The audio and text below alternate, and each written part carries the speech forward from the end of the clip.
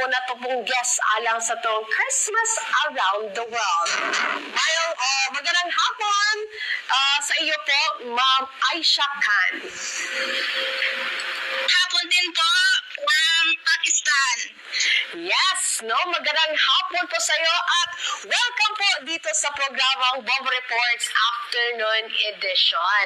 Una sa lahat, Ma'am Aisha, thank you very much po dahil tinanggap mo ang aming imbitasyon. At maraming salamat po din, ma'am, sa pag-invite sa akin. Hindi ko po akalain na i-invite niyo ako dito. Sa dami-dami dito ng mga Pakistani wife at saka mga OFW dito din at ako yung inyong napili.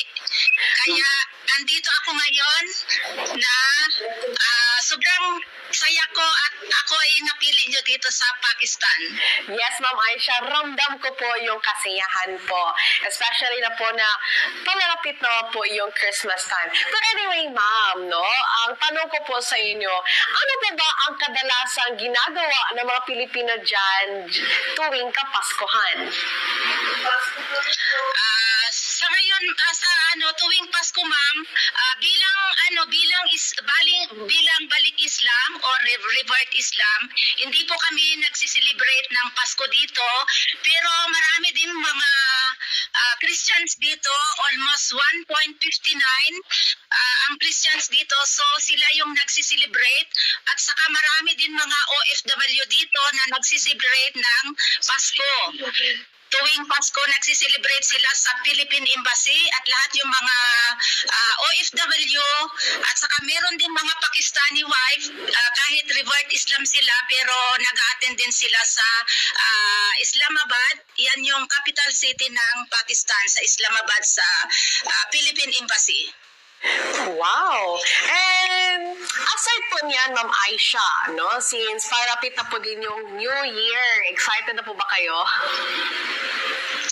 Excited na malungkot kasi yun nga sinabi ko, hindi kami nagsiselebrate dito, lalong-lalo na dito sa aking village kasi dito ako nakatira sa village ng Raulakot. So walang Christmas dito, walang Pasko, pero ramdam ko pa rin yung Pasko at saka ang Christmas kasi dati din akong Christian kaya hindi ko nakakalimutan yon.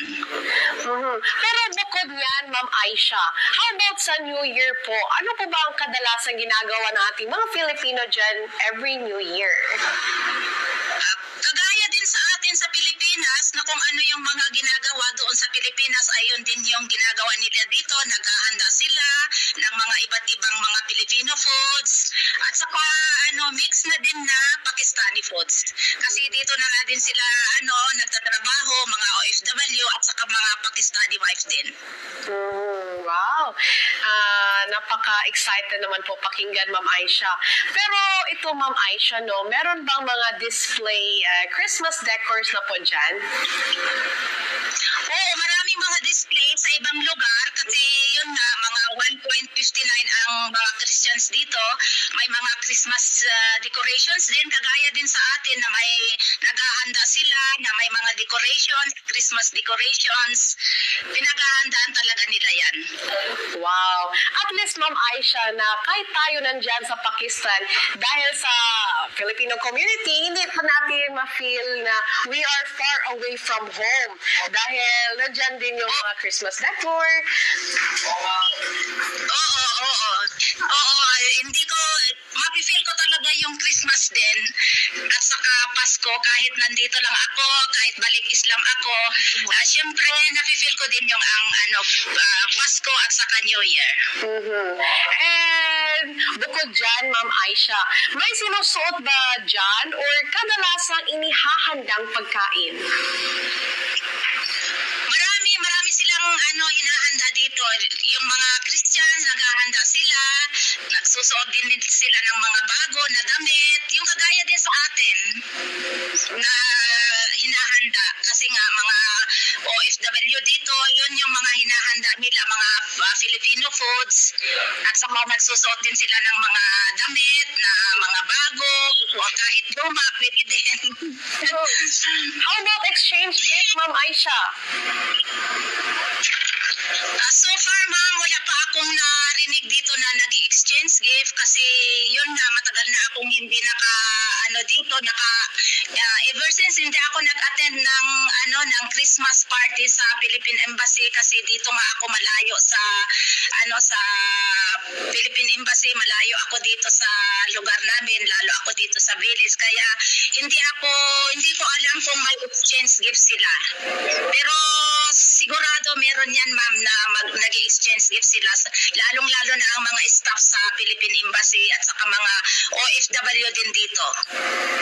So, ibig sabihin po, merong gathering ang mga Filipino community natin dyan every Christmas o hindi po ba sa New Year's Eve din po?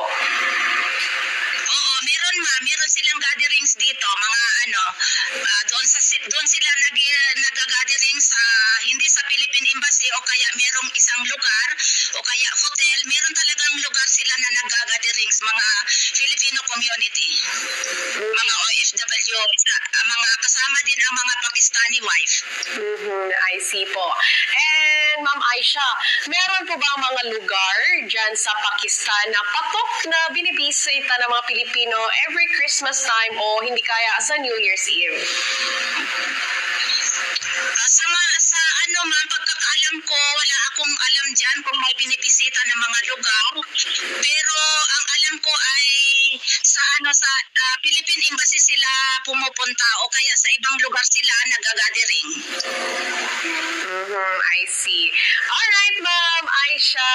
Thank you very much po, Ma'am. Maraming po salamat sa oras na binigay mo sa amin. At by the way, Ma'am, una ang lahat po, maaari mo ba na batiin ating mga loved ones o yung mga loved ones dito sa Pilipinas?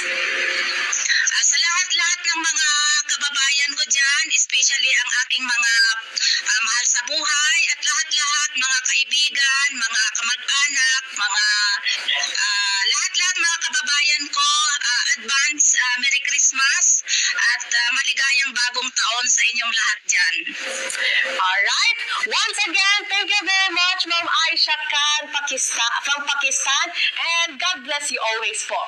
And thank you so much, ma'am, sa inyong time na pag-interview sa akin, and more power sa inyong Bombo Radio Davao. Salamat sa inyong pag-interview sa akin at pag-invite sa inyong radio.